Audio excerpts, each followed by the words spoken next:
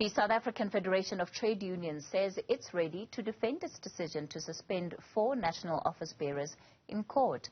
They're accused of peddling unfounded financial misconduct allegations against Secretary General Zwelinzima Vavi.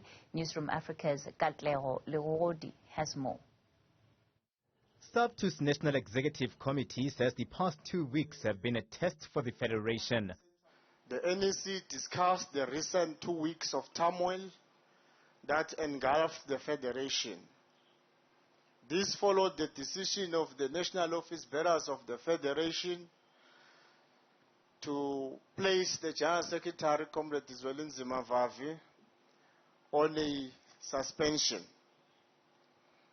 Every day since this decision, which was wholly unconstitutional, the Federation, that is seen by many workers in our country and elsewhere in the world as a militant alternative and a campaigning federation, hogged the headlines for all the wrong reasons.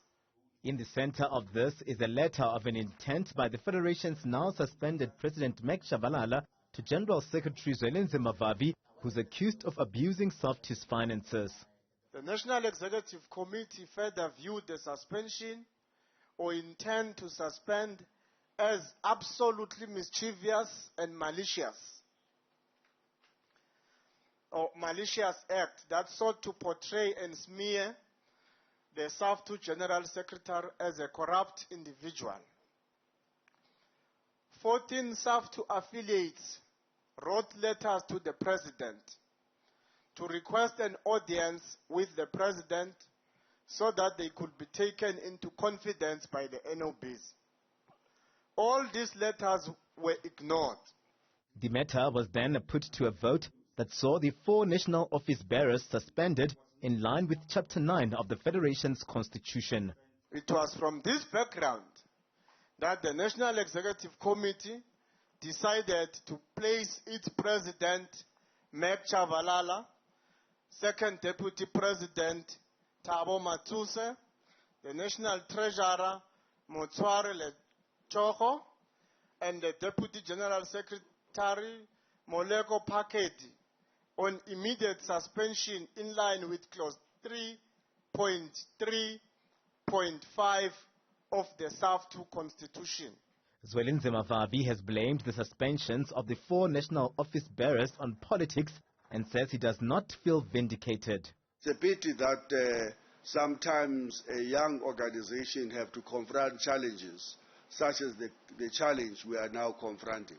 But challenges have to be confronted.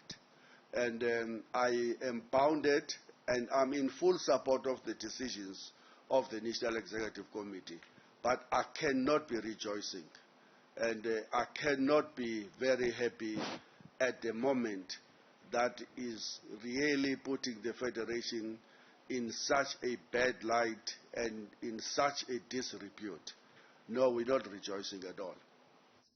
The National Executive Committee members say the fate of the 4 suspended national office bearers now lies with the Central Committee. This is not precautionary suspension. It is a suspension. What needs to happen is that our leaders, the national office bearers, must go back to their constituencies.